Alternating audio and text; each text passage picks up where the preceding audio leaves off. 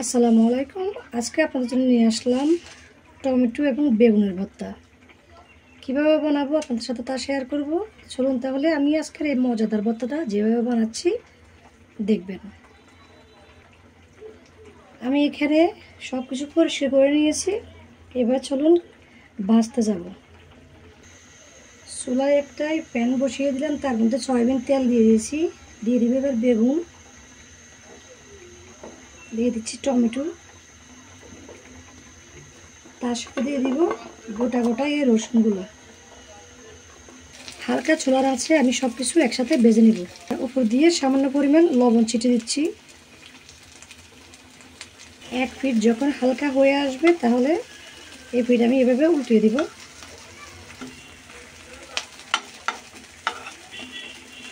একসাথে দিয়ে দিব এখানে কাঁচামরিচ আর লাল মরিচ।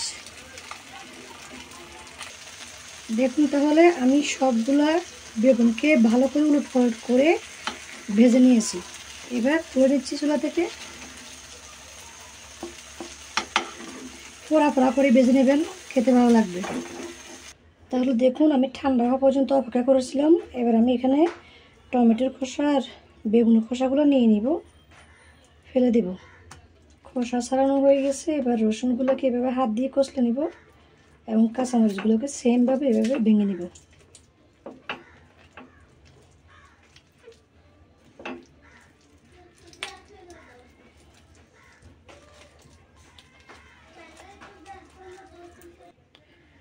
সব কিছু একসাথে এভাবে ভেঙে নিয়েছি।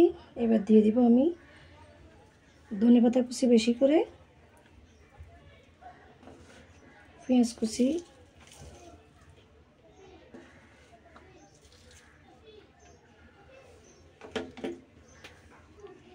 দিয়ে দিচ্ছি পরিমাণ মতো লবণ। ভালো করে মেখে নিবে। এবার সব কিছু মেখে নেওয়ার পর এবার দিয়ে দিব আমি সরষের তেল।